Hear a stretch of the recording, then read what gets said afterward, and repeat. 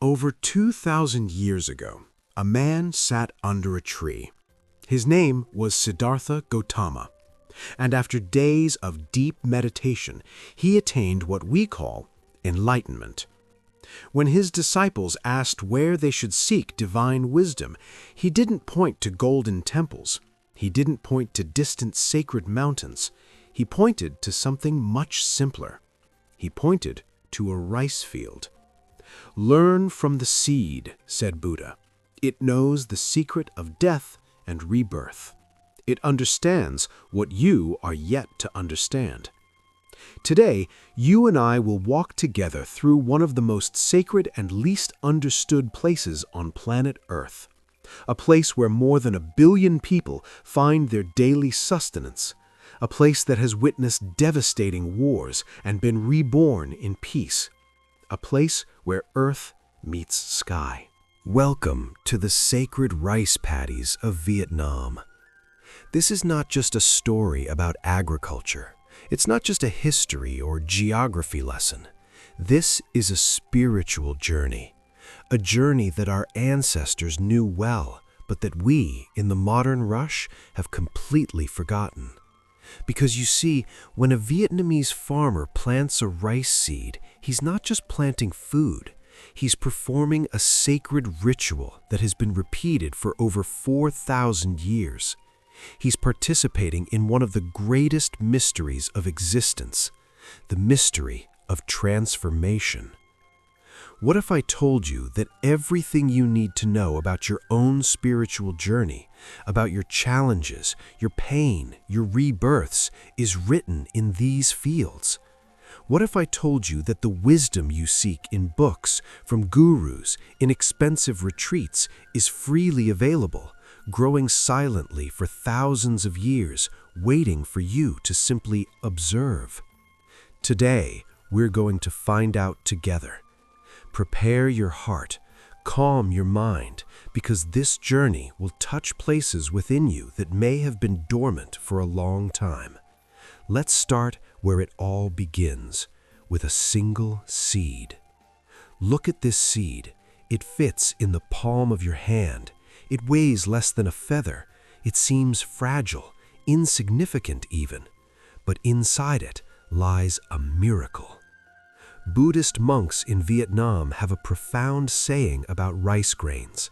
They say, within a single grain, the entire universe exists. At first, it seems like poetry, but when you truly understand, when you truly see, this phrase changes everything. Because you see, this seed carries within it the memory of all past harvests. It knows the sun that shone upon its ancestors 1,000 years ago. It carries the code of survival, adaptation, and resilience. This seed already knows how to die and how to be reborn. When a Vietnamese farmer holds a seed before planting, he is not merely observing an object, he is contemplating the very nature of existence. Because this seed is about to do something that we all need to learn how to do. She is about to give up completely. Imagine the courage of that seed. For months, it remained dry, hard, protected. It could continue like that forever, safe, unaltered, preserved. But then it is placed on damp earth, and something inside it awakens. The shell that protected it begins to dissolve. It begins to open, to break, to fall apart. To an outsider, it looks like death. It looks like the end. But it's exactly the opposite.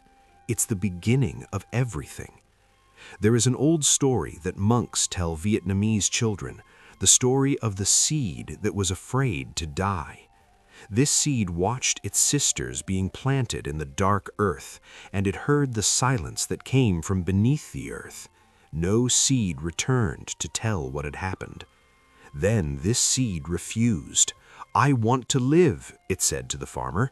"If you plant me, I will die. Let me stay here in the sun where I am safe." The farmer, with all his wisdom, replied with something that changed everything. "Dear seed, you don't understand. Up here, in the sun, on the surface, you are dead. You just don't know it yet. Down there, in the darkness of the earth, is where you will finally live. That's where you will discover who you truly are." And isn't that exactly what happens to us? How many times have you resisted change because it felt like death? How many times have you clung to what was familiar, to what was known, even if it meant never growing up? How many times have you refused to be planted because you were afraid of the dark? The rice seed doesn't philosophize about it. It simply trusts. It surrenders. It dies to the old form and is reborn into something magnificently new. From a seed, a plant grows. From one plant, 100 new seeds are born. From 100 seeds, an entire field grows. Master Jesus said something similar 2,000 years ago. Unless a grain of wheat falls into the earth and dies, it remains alone. But if it dies, it bears much fruit. Different cultures, different times, the same eternal truth. The seed knows the secret that many of us spend a lifetime trying to learn. You need to die to who you were, to be reborn as who you can be. And now, let's follow this seed. Let's descend with it into the darkness of the earth. Let's witness the miracle that happens when we stop resisting and begin to trust. It's 4 o'clock in the morning in the Mekong Delta, Vietnam. The sun hasn't risen yet. The world is silent. And a man walks barefoot towards the field. His name is Nguyen. He is 67 years old. His grandparents planted in this same land. His parents planted here. And now he, with calloused hands and a peaceful heart, continues the tradition. But for Nguyen, this is more than just work. It is prayer. Before touching the first seed, Nguyen does something his ancestors have done for generations. He stops. He closes his eyes, and he gives thanks. He gives thanks to the land that will receive the seeds. He is grateful to the water that will nourish them. He gives thanks to the sun that is yet to rise. He thanks his ancestors who taught him this path. And then it begins. Every movement is meditation. Every seed planted is an intention. Every step in the mud is an act of humility. Because you see, Nguyen understands something that modernity has forgotten. Work is not separate from spirituality. The sacred is not only found in temples. The divine is not only found in formal prayers. The divine is here, in the mud, in the sweat, in the patient repetition of a movement made 10,000 times. There is a Zen Buddhist teaching that says, before enlightenment, chop wood, carry water. After enlightenment, chop wood, carry water. What changes is not the actions themselves. What changes is the awareness with which you perform them. Nguyen isn't just planting rice. He's practicing mindfulness. He's practicing gratitude. He's practicing what Thich Nhat Hanh would call mindful eating. Each seed that touches his hand receives his complete attention. There is no rush. There is no anxiety. There are no thoughts about yesterday or worries about tomorrow. There is only this moment, this seed, this earth, this breath. And this is profoundly revolutionary in a world that teaches us to do everything in a rush, that teaches us that faster is better, that productivity is the ultimate goal. Nguyen plants slowly, deliberately, consciously, and the field responds. There is an ancient wisdom in Vietnam that says, the earth feels the hands that touch it. If you plant in anger, anger will grow. If you plant in haste, anxiety will grow. But if you plant with love, abundance will grow. This may sound too mystical to you, perhaps too unscientific, but Vietnamese farmers have known this for thousands of years. The energy you put into something is the energy you will receive back. Think about your own life for a moment, your plans, your relationships, your dreams. With what kind of energy are you planting? In a hurry and anxious? hoping to reap peace? Filled with anger and resentment, hoping to reap joy? Afraid and distrustful, hoping to reap love? The countryside is honest, brutally honest. You reap exactly what you sow, no more, no less. Nguyen finishes planting when the sun is already high. His back aches, his hands are dirty, but his eyes shine with something you don't see in many people in big cities: peace, purpose, presence. He looks at the newly planted field. Nothing has grown yet. To the untrained eye, it is just mud and water. But Nguyen sees the future. He sees the green that will sprout. He sees the golden ears of corn that will sway in the wind. He sees the food that will nourish his family and hundreds of others. He sees with the eyes of faith. And that is the second great spiritual lesson from the rice fields. After planting with love and awareness, you need to have faith. Faith that the seed will germinate even if you don't see anything happening. Faith that the process is working even in the darkness. Faith that the harvest will come in due time. Not in your time, in the right time. Now let me take you to a place that few see, a dark place, silent, hidden from all eyes. Let's go down to where the seed is. Let's witness what happens in the darkness. Because here, far from the sunlight, far from the eyes of the world, the true miracle is happening. The seed, now enveloped by damp earth, begins to swell. Its protective shell, which kept it safe for so long, begins to crack. Imagine the feeling. If that seed could talk, what would it say? I'm breaking down. I'm losing my form. I'm dissolving. I'm dying? And in a sense, yes, the seed as it was is dying, but something new is being born. From the crack in the shell, something tiny emerges, fragile, almost transparent. A root. This root doesn't seek the light. It doesn't try to climb. It does the exact opposite. She descends deeper into the darkness. And that's profoundly counterintuitive, isn't it? When we're in a dark place, our first reaction is to try to get out, to try to escape, to try to get back to the light as quickly as possible. But the wisdom of the seed is different. She knows that first you need to take root in the darkness. First you need to go deep. First you need to find support before you can grow. Vietnamese monks have a saying, "The depth of the roots determines the height of the tree." You can't grow upwards if you're not willing to grow downwards. And how many times do we as human beings skip this step? How often do we want the fruits without cultivating the roots?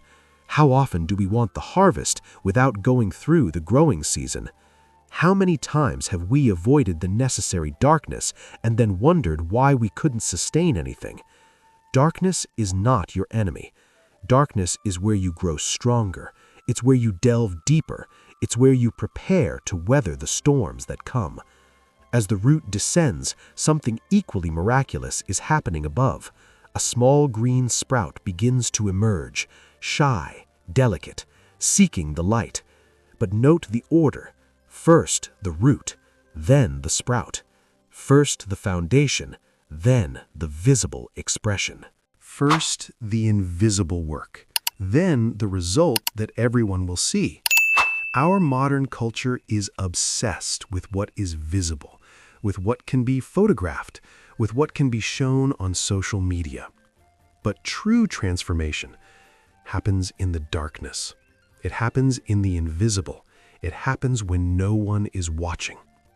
There's a story that Vietnamese grandparents tell about two farmers. The first farmer planted his seeds, and every day he dug a little to check if they were growing. "Come on," he would say, "grow quickly. I need to see results." Its seeds, constantly disturbed, never managed to take deep root, and when the plant finally grew, it was weak. The slightest breeze would knock it down. The second farmer planted his seeds and then waited. He trusted. He let the process happen in the darkness. When their plants finally emerged, they had roots so deep that no storm could uproot them. Which type of farmer are you? Can you trust the invisible process, or do you constantly need to check, control, and rush? Do you respect your own darkness, or do you try to escape it before it does its work? Rice fields teach us something profound. Darkness is not the absence of growth. Darkness is growth, the most important growth, the growth of roots. And when you understand this, when you truly accept this, everything changes. You stop fearing your moments of isolation. You stop feeling bad for not visibly producing. You stop comparing your journey to others, because you understand they only see what is above ground. But you know the force that is growing beneath. And when the storms come, because they always do, you will not be uprooted, because your roots are already deep. Just a few meters from Nguyen's field, there is a Buddhist temple. It is over 300 years old.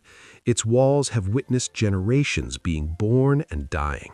And every morning, without fail, a monk leaves the temple and he's going to work in the rice fields. His name is Tai Min. He's 52 years old and spent the last 30 living in this temple, in this community, practicing the path of the Buddha. And for him, there is no difference between meditating in the temple and planting rice in the field. Both are sacred. Both are prayer. Both are the way. In the West, we've learned to separate everything. Work is one thing, spirituality is another. There's a time for the sacred and a time for the mundane. But here, in the rice fields of Vietnam, that division simply doesn't exist. Tai Min told me something that completely changed my understanding. He said, "The stone temple over there is important, but the real temple is this field. Because here, you can't pretend. You can't just talk about compassion. You need to have patience with each seed. You can't just talk about humility. You need to bend in the mud. You can't just talk about detachment. You need to plant knowing that the harvest may or may not come." The rice field is a living temple, a place where spirituality is not theory, but practice. There is a Zen teaching that says, how you do anything is how you do everything. If you plant hastily and carelessly, that's probably how you'll live. If you plant with care and love, you will probably live that way. If you plant with resentment, you probably carry resentment into everything. The field is your mirror. It reflects who you truly are, not who you say you are. Tai Ming works in the fields for 3 hours every morning. Not because the temple needs rice, they could buy it. Not because it's more efficient, it isn't. He works in the fields because that's where he puts into practice everything he preaches. Full presence, being completely present in every movement. Non-judgment, accepting the heat, the tiredness, the difficulty without complaining. Impermanence, watching the seasons change, plants grow and die, the eternal cycle. Interdependence, understanding that the plant needs soil, water, sun, insects, and it needs all of them. He told me, when I'm in the field, there is no I separate from the land. There is no I separate from the plant. We are one. This is not philosophy. This is direct experience. And here's something that will shake your thinking. During the Vietnam War, this very field that now symbolizes peace was a battlefield. Bombs fell here. Blood soaked this land. Soldiers from both sides died in this very mud where rice grows. And when the war ended, what did the monks do? They did not build monuments of hate. They did not erect memorials of revenge. They planted rice. Because they understood something profound. The same land that has witnessed death can witness life. The same place that held pain can hold healing. The same soul that carried trauma can carry peace. This is true transformation. It's not pretending the pain didn't exist. It's not denying the past. It's honoring everything that was and still choosing to plant new life. Tai Ming plants in the same soil where his own father was killed during the war. And with every seed he plants, he practices forgiveness. Not because it's easy, because it's necessary. He told me something I'll never forget. Anger is like holding a hot ember with the intention of throwing it at someone. You're the one who gets burned. Forgiveness isn't for the person who hurt you. Forgiveness is so you can finally let go of the ember.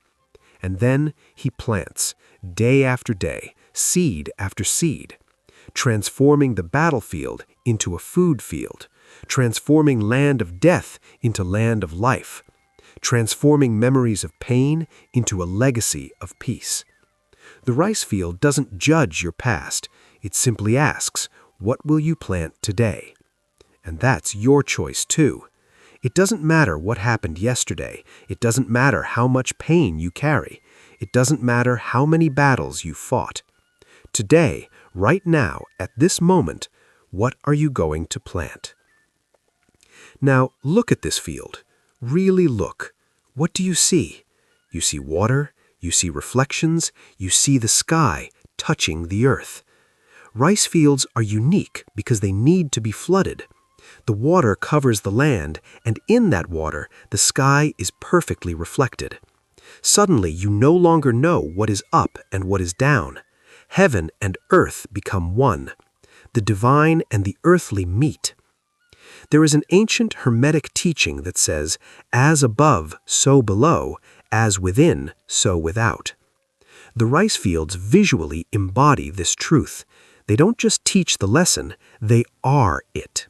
But there's something even deeper going on here. Water in rice fields cannot be stagnant. It needs to flow, slowly, gently, but constantly flowing. Because stagnant water rots. Stagnant water breeds disease. Stagnant water kills. But flowing water brings life. And isn't that a perfect metaphor for our own lives? When you get stuck, stagnant, clinging to old patterns, you rot spiritually. When you resist change, when you try to control everything, when you refuse to flow with life, you create your own suffering. The Taoist masters of Vietnam teach about Wu Wei, effortless action. It's not laziness, it's not passivity, it's flowing like water. Water never fights with the stone, it simply flows around it. Water never forces its way, it gently finds the path of least resistance. And with time, soft water overcomes hard stone. Nguyen explains something fascinating to me about managing water in the fields. You can't force water to go where it doesn't want to go. You need to understand how it naturally flows. Then you create small channels, small openings, and the water does the rest. It finds its way. He was talking about irrigation, but he was also talking about life. How many times do you try to force things, to force relationships, to force opportunities, to force results? And the more you push, the more resistance you encounter, the more exhausted you become, the more frustrated you get. But what if, like water in a rice field, you simply float? What if you created the right conditions and then trusted the natural process? What if you stopped fighting against life and started dancing with it? Water in the countryside has another sacred function. It reflects.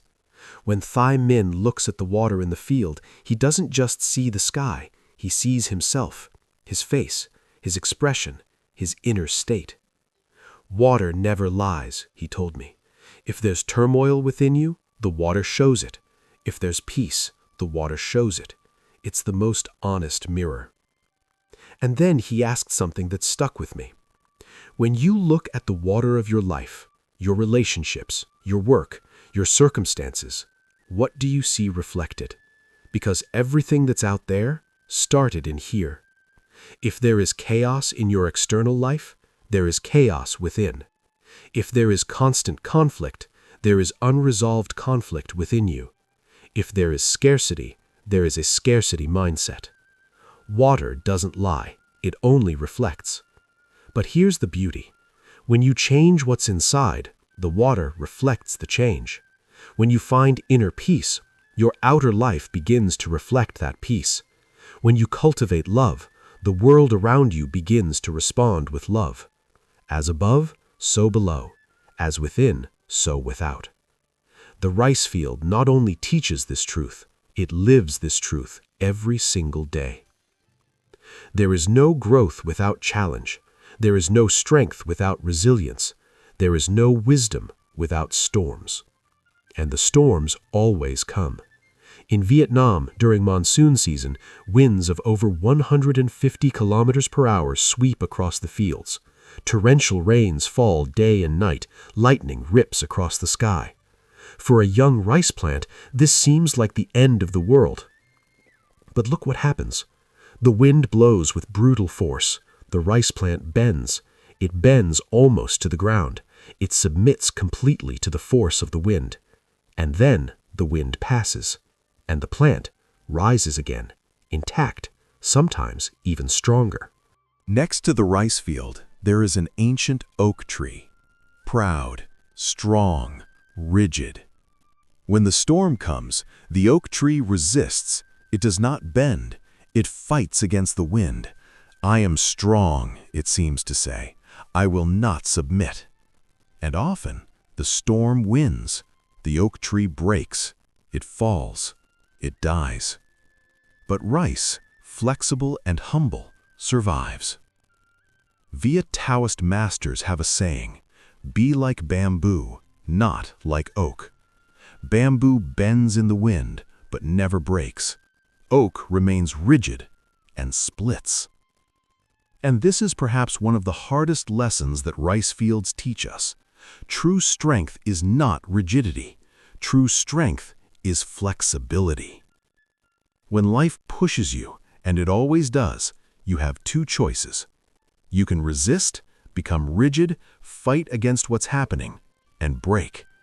Or you can bow down, accept, flow with the moment, and survive to rise again.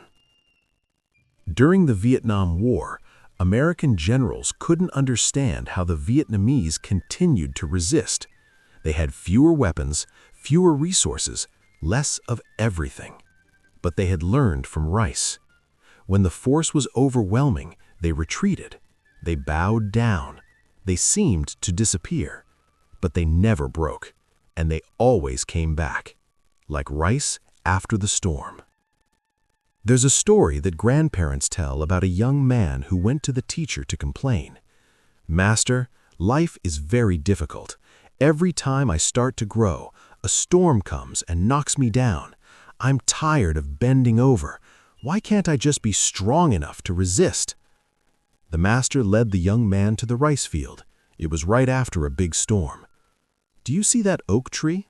The master pointed. It was split in two, destroyed. "And do you see that rice? It was rising again, green and vibrant." "The difference," said the master, "is not strength, it's wisdom." The oak fought against something bigger than itself. The rice accepted it, bowed down, and survived. Which do you think is stronger? Think about the storms in your life, the losses, the disappointments, the betrayals, the illnesses, the crises. How did you respond? Did you become rigid, fighting against reality, denying what was happening? Or did you bow down, accept the moment, allow the pain to be felt, knowing that it would pass? Accepting is not giving up. Bowing down is not weakness. Submitting to what you cannot change is not defeat. It is wisdom. It is maturity. It is the deepest strength that exists. And here's something Nguyen taught me about storms. After the storm passes and the plant rises again, it is not the same. The roots that were tested by the wind are now deeper. The plant that was bent by the force is now more flexible. The storm did not weaken it. The storm trained it. Even your storms didn't come to destroy you. They came to train you, to deepen your roots, to teach you the sacred art of flexibility. And when the next storm comes, because it always does, you'll know what to do. You won't break, you'll bend. And when it passes, you will rise again, stronger, wiser, more alive than ever. 3 months have passed since planting, maybe 4. It depends on the season, the weather, the variety. And now, finally, the field is golden. The rice plants, once green and young, are now heavy. Their ears are full of grain. They bend under the weight of the abundance. It's harvest time. But before cutting the first plant, Nguyen does something. He walks slowly through the field. He touches the ears of corn reverently, and he gives thanks. Thank you for growing. Thank you for becoming. Thank you for nurturing. And then he notices something that changes everything, something that became one of the most profound lessons of my life. The ears of corn that are fullest, ripest, and most abundant are the ones that bend the most.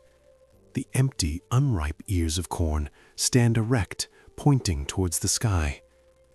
The more rice it has, the more the plant bends. The wiser she is, the more humble she becomes. The more mature it gets, the lower it leans.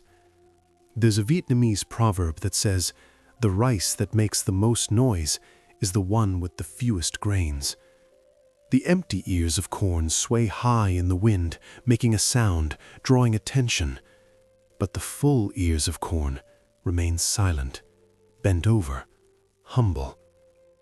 Doesn't this remind you of certain people? Those who know less speak louder.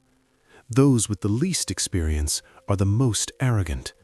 Those who achieved the least are the ones who boast the most. But the truly wise, the truly mature, the truly abundant, they bow, they serve, they remain silent when they could speak. Jesus washed the feet of his disciples. Buddha begged for alms in the streets. The great masters always bowed, not because they were weak, because they were complete. And there is another profound lesson in the harvest. You can't rush the harvest time. If you harvest too early, the grains will be immature, they won't be nutritious, they won't be useful. If you harvest too late, the grains fall to the ground, the opportunity is lost. There is a right moment, a right time, a right season. Nguyen told me, "The fields taught me patience. You may want the harvest today, but it only comes when it's ready, not when you want it, when it's ready." And this is one of the greatest sources of suffering in modern life. We want the harvest before the growing season. We want the fruits before we plant the seeds. We want wisdom before we live the experiences. But life, like the countryside, has its own times, its own seasons, its own rhythms. And you are not in control of these rhythms. You can only cooperate with them. There are people who plant a rice seed and return the next day looking for the grown plant. And when they don't find it, they get frustrated. They give up. They say the field doesn't work. But the field always works. The field always delivers. It's just in its own time. Did you plant patience? Await the harvest of peace. Did you plant love? Expect a harvest of connection. Have you sown discipline? Expect to reap the rewards. But not today, not tomorrow, at the right time. And while you wait, keep caring, keep watering, keep removing the weeds, keep trusting, because the harvest always comes for those who have the patience to wait. When Nguyen finally begins the harvest, every movement is ritual, every plant cut is honored, nothing is wasted. The ears of corn go to feed the animals, the straw returns to the earth, the roots nourish the soil for the next season. Everything has a purpose, everything serves a purpose, nothing is in vain.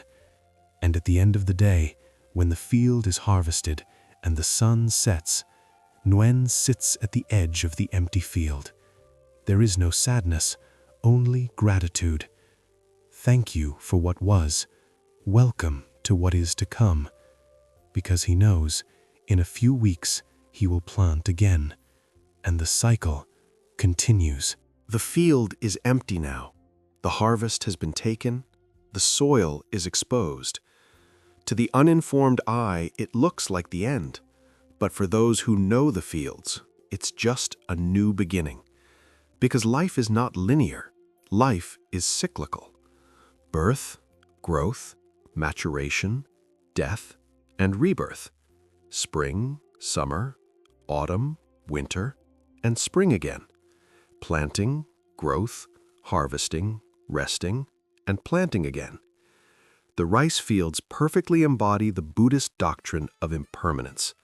Nothing remains, everything changes, everything flows. The seed becomes a plant, the plant becomes a grain, the grain nourishes life, and life becomes a seed again. Where does it begin? Where does it end? There is none. There is only the eternal flow, the sacred cycle, the infinite dance of life. Tai Min explained something profound about this to me. When you truly understand the cycles, you stop being afraid. Afraid of losing, afraid of aging, afraid of dying, because you see that nothing really ends. Everything just transforms. The rice plant dies at harvest time, but it's not gone. It is now food. It is energy. It is life in another form. Nothing is lost. Everything continues. And doesn't that completely change your perspective on life? You're not going somewhere. You're already in the right place. You're in the cycle. You're part of the cycle. Sometimes you're in springtime. Everything is new, full of promise, growing. Sometimes you're in summer. Everything is intense, hot, demanding, alive. Sometimes you're in autumn. There's harvest, there's abundance, but there's also letting go. And sometimes you're in winter. Everything seems dead, cold, difficult, empty. But here is the sacred truth. Winter is not the end. Winter is preparation for spring. Death is not the end. Death is transformation into a new life. Loss is not the end. Loss is space for a new beginning. Nguyen never laments the empty field after the harvest. He doesn't cling to what's gone. He celebrates the cycle. He honors change. He embraces the new that is to come. But we, modern human beings, have forgotten the cycles. We want eternal spring, always growing, always rising, always more. And when autumn comes, when we need to let go, when it's time to rest, we resist, we fight, we suffer. But the fields know. You can't harvest without planting. You can't plant without rested soil. You can't grow without roots, and you can't have roots without darkness. Each phase is necessary. Each season is sacred. Each part of the cycle has its purpose. There is a Zen story about a monk who visited the field after the harvest. "Master," he asked Nguyen, "aren't you saddened by seeing the empty field? Everything you worked for is gone." Nguyen smiled. "You look and see emptiness. I look and see potential. You see an end. I see a beginning.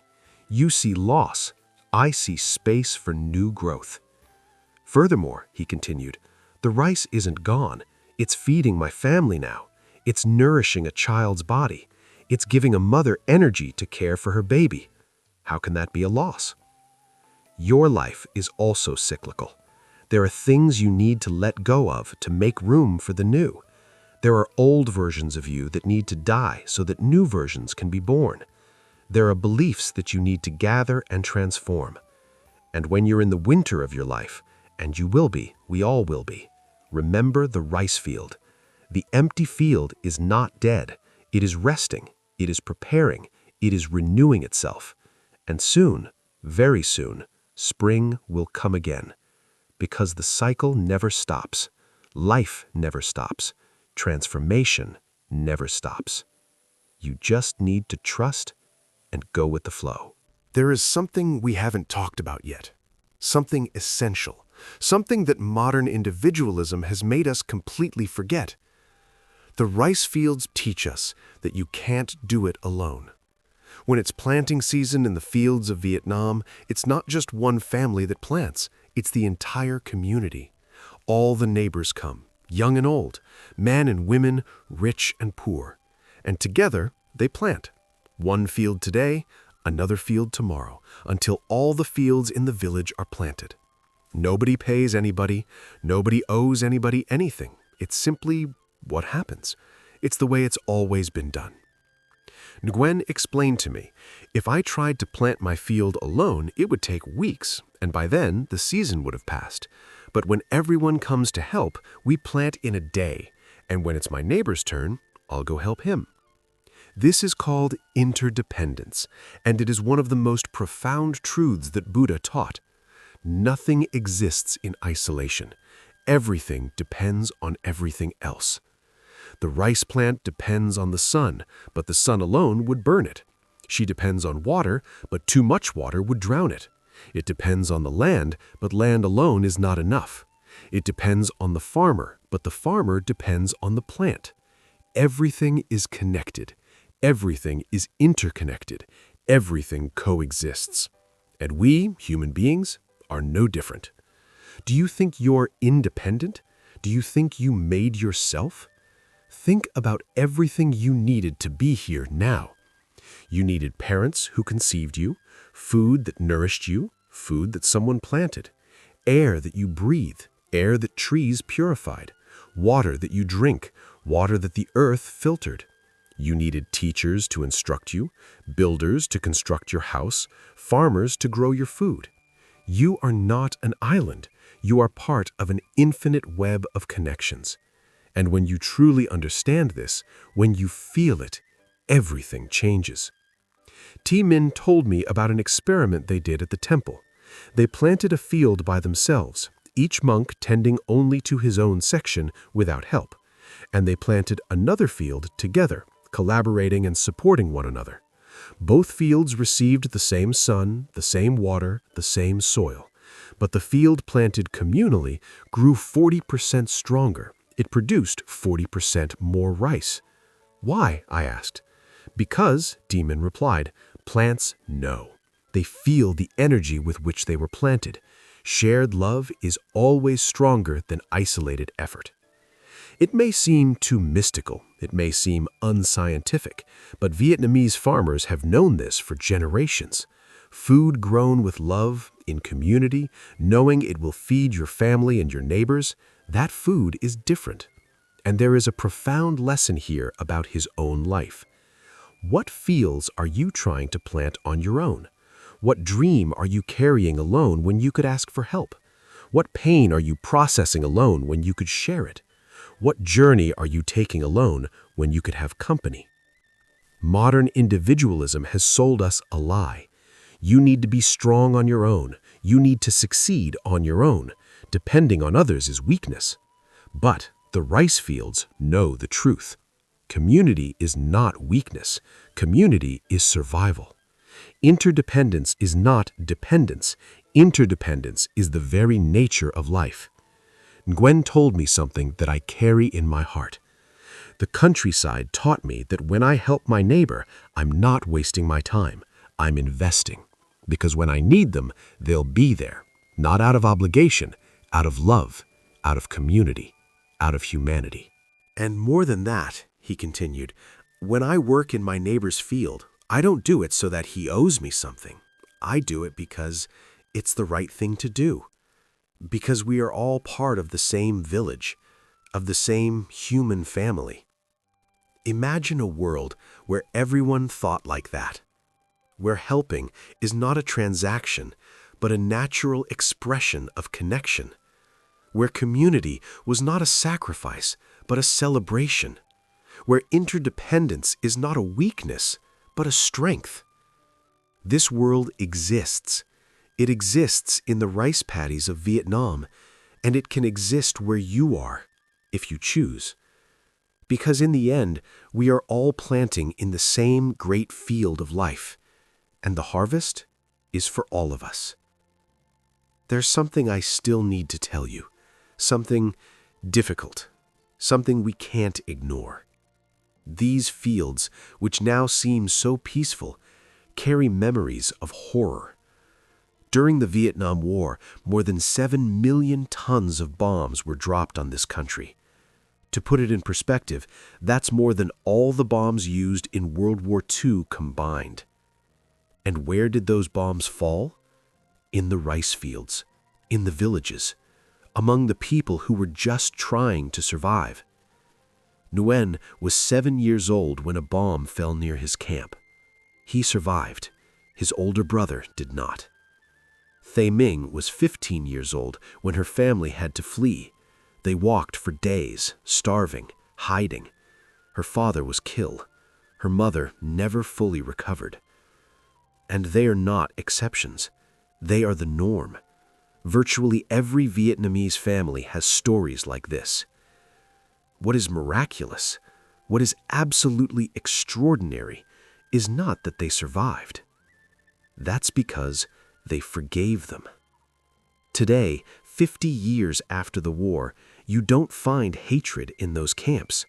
You don't find bitterness. You find peace. You find forgiveness. You find life. How? How is that possible? Nguyen told me something that made me cry. I could hate. I had every right to hate. But who would that hurt? Not those who dropped the bombs. They don't even know my name. It would only hurt me, and I've already been hurt enough. So I chose to plant, because every seed I plant is a vow for life. Every harvest is a declaration. Life wins. It always wins. Do you see that depression over there in the field? It's a bomb crater. It should be a symbol of destruction. But Nguyen transformed it into a small lake. Now fish live there. Dragonflies dance on the water. Children play on the banks. From the deepest wound, new life was born. And isn't that what we all need to learn? We all carry craters, wounds from battles we've fought, bombs that have fallen on our lives, betrayals, losses, abuse, illnesses, failures, rejections. You have two choices with these craters. You can leave them empty, dry, sterile, constant monuments to pain, or you can fill them with water, plant flowers on their edges, create life where there was death. Thay Ming does something every year that breaks me and heals me at the same time. On the anniversary of his father's death, he goes to the field where his father was killed, and he plants rice. Every seed I plant here, he told me with tears in his eyes, is a prayer for my father. It's a thank you for the life he gave me. It's a forgiveness for those who took his life. It's a promise that his death was not in vain. Because from this soil, where blood was spilled, now grows food. And this food nourishes children. And these children will grow up and plant new fields, and life goes on. I'm not saying that forgiving is easy. It's not. It's the hardest thing there is. I'm not saying you need to forget. You don't need to, and you shouldn't. But I am saying that you can transform it. You can take the most painful thing that ever happened to you and turn it into your greatest source of compassion. You can take your biggest wound and turn it into your greatest wisdom. You can take the crater that almost destroyed you and transform it into a lake that gives life. Vietnam's rice fields are living proof that this is possible. They were death camps. Now they are camps of life. They were war zones. Now they are lands of peace. They were symbols of destruction. Now they are symbols of resilience. And if they can do it, if an entire country can do it, after so much pain, so much trauma, so much loss, you can too. Your craters don't define you. What you plant in them is what defines you. The sun is setting over the rice fields. The sky is painted in gold, orange, and violet. The water reflects all these colors. Heaven and earth meet again, and everything is silent. We were together on this journey for almost an hour. We walked through the sacred fields of Vietnam. We saw seeds die and be reborn. We saw storms come and go. We saw wounds transform into lakes of life. And now it's time to go back. But you don't come back as the same person who started this journey, because the rice fields changed something inside you, silently, deeply. You learned that transformation requires death, the death of the old for the birth of the new. You learned that deep roots grow in darkness, and that darkness is not your enemy, it's your teacher. You learned that true strength is not rigidity, but flexibility, like rice that bends with the storm but never breaks. You've learned that the more fulfilled you are, the more humble you become, like an ear of rice that bends under the weight of abundance. You learned that everything is cyclical, birth, death, rebirth, and that nothing truly ends, it only transforms. You learned that you can't do this alone, that interdependence isn't weakness, it's the very nature of life.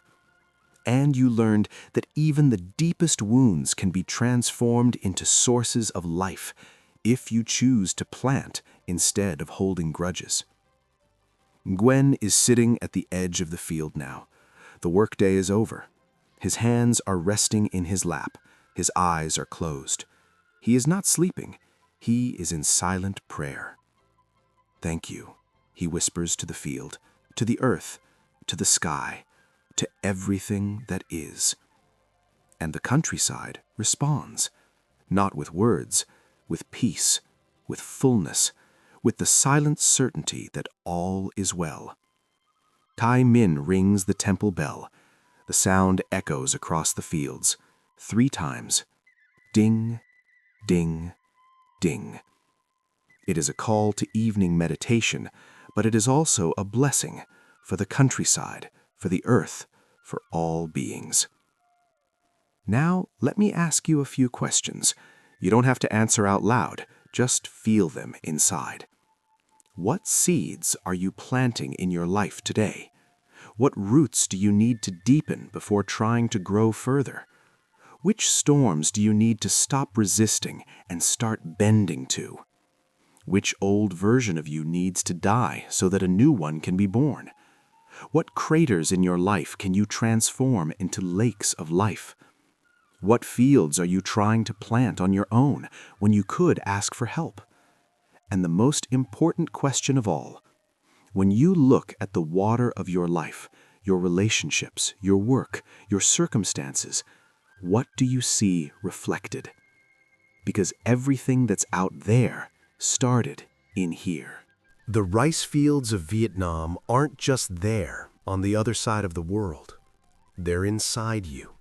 They always have been. Because you too are fertile ground. You too go through seasons. You too need to die and be reborn. You too can transform wounds into life. The question isn't if you'll go through storms. You will. We all do. The question is, will you break like an oak tree, or will you bend like rice? The question isn't whether you have craters in your soul. You do. We all do. The question is, will they remain empty, or will you fill them with life? The question isn't if you will plant. You plant every day with every thought, every word, every action. The question is, are you planting consciously or unconsciously? With love or with fear? With gratitude or with resentment? Because the harvest always comes. Always.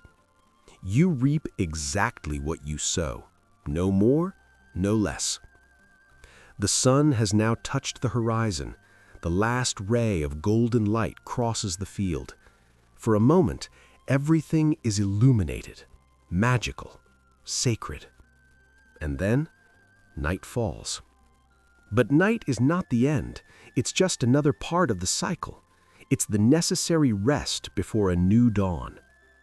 And tomorrow, before sunrise, Gwen will be back in the field, planting, tending, trusting, because he understands something that took him a lifetime to learn. Life is a field, and we are the farmers. Plant with love, care with patience, harvest with gratitude. Bend when the storm comes. Deepen your roots in the darkness. Trust the cycle. And when it's time to let go, because the harvest you hoard rots, but the harvest you share multiplies.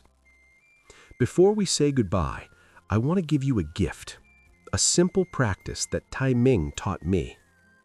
Every morning before starting your day, close your eyes, take 3 deep breaths, and then ask yourself, what seeds will I plant today?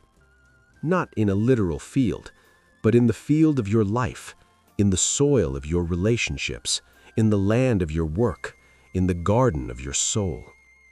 What seeds of thought, what seeds of word, what seeds of action? And at night, before going to sleep, ask yourself, what seeds did I plant today? No judgment, just conscience, just honesty. Because awareness is where transformation begins.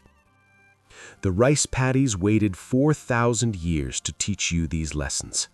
They will remain there, silent and wise, doing their sacred work, planting, growing, harvesting, reborn. Cycle after cycle, season after season, generation after generation.